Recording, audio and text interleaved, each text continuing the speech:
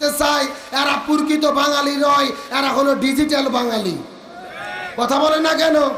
সারা বছর যুবকেরা জিন্সের প্যান্ট পরে, টি শার্ট পরে, পাঞ্জাবির খবর নাই, লুঙ্গির খবর নাই। পয়লা বৈশাখ আসলে লুঙ্গি পরে, গামছা পরে যারা বাঙালি সাজে এরা প্রকৃত বাঙালি নয়, এরা হলো এক নম্বর ভণ্ড।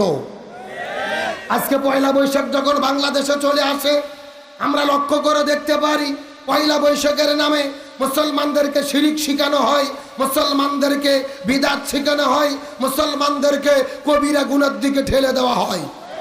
তার প্রথম কারণ আমরা দেখি পয়লা বৈশাখের শুরুতে সেই ঢাকার রমনার বটমূলে সবাই যাইয়া নাচে গানে গেয়ে গেয়ে বলা শুরু করে, এসো হে বৈশাখ, এসো এসো, সূর্যকে ডাকে এসো, বটগাছকে ডাকে এসো, বৈশাখকে ডাকে এসো। এমনভাবে বৈশাখকে ডেকে ডেকে তারা নিয়ে আসে। আর বৈশাখ এমনভাবে আসে, এমনভাবে ঝড় হয়, পাকা ধান শুতে ধুয়ে চলে যায়। এ কথা কর না কে রে, ঝড়ের কি দোষ? তোমরা তো বলেছো এসে হয়ে বৈশাখ, এসো এসো। এইভাবে কি কোনোদিন বর্ষ বরণ করা যায়? ইসলাম বলতেছে নতুন বছর শুরু হলে আল্লাহর শুকর গুজার করো, আল্লাহর কাছে দোয়া করো, আল্লাহ যেন এই বছরে কল্যাণ দেয়, বিপদ থেকে হেফাজত করে। অথচ তারা পয়লা বৈশাখের রমনার বটমূলে সূর্যের কাছে কল্যাণ চায়, চিৎকার করে বলেন কল্যাণ দেওয়ার মালিককে, অকল্যাণ দেওয়ার মালিককে। আজকে একটা কথা শোনার পরে আশ্চর্যিত হবেন, ঢাকা বিশ্ববিদ্যালয়ের শত শত ছাত্র ছাত্রী এই যে 2 দিন আগে ঈদ পার হয়ে গেছে, তারা বাড়িতে ঈদ করতে যায়নি। বিশেষ করে চারুকলা ইনস্টিটিউটের ছাত্র ছাত্রী তারা ঢাকাতে বসে আছে ঈদ করা বাদ দিয়ে। কারণ কি? 2 দিন পরে তারা পয়লা বৈশাখ পালন করবে। তারা বলতেছে ঈদের চাইতে পয়লা বৈশাখ নাকি তাদের কাছে বেশি প্রিয়। নাউজুবিল্লাহ বলবেন না? আরো জোরে কর নাউজুবিল্লাহ। এখন চিৎকার করে বলেন, যারা ঈদের চাইতে পয়লা বৈশাখকে বেশি ভালোবাসে এরা কি মুসলমানের সন্তান হতে পারে? এরা বলতেছে মুসলমান পরে, আগে আমরা বাঙালি। আমরা বলতে চাই বাঙালি পরে, আওয়ামী লীগ পরে, বিএনপি পরে, জামাত পরে, প্রথম পরিচয় আমরা হলাম মুসলমান। আরো জোরে বলেন।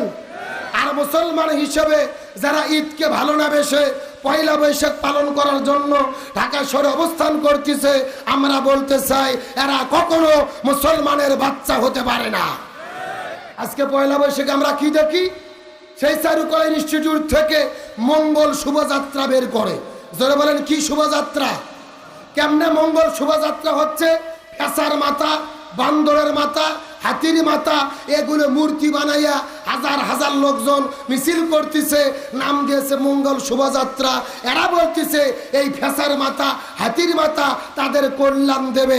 জোরে কর নাউজুবিল্লাহ। এখন চিৎকার করে বলেন কল্যাণ দেওয়ার মালিককে, অকল্যাণ দেওয়ার মালিককে।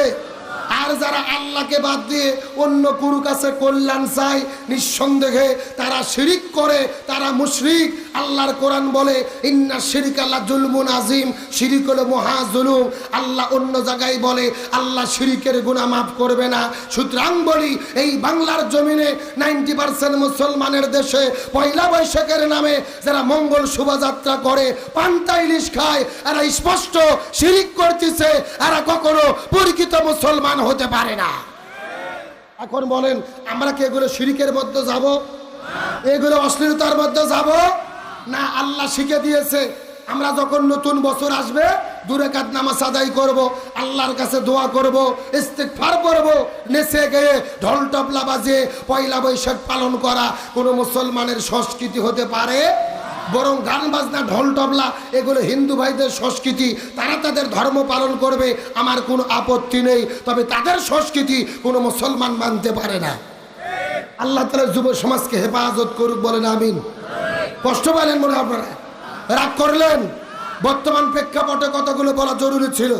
আজকে ঈদ পার হয়ে গেল, সেই কিশোরগঞ্জ জেলার ভেতরে 1 নয় 2 নয় 14 কিলো রাস্তা জড়িয়ে তারা আলপনা অঙ্কন করেছে।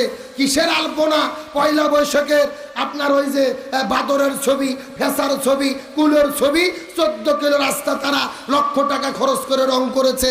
আমরা বলি ঈদের দিনে তোমরা ঈদের শুভেচ্ছা জানাও না, পয়লা বৈশাখ না মাতামাতি করো।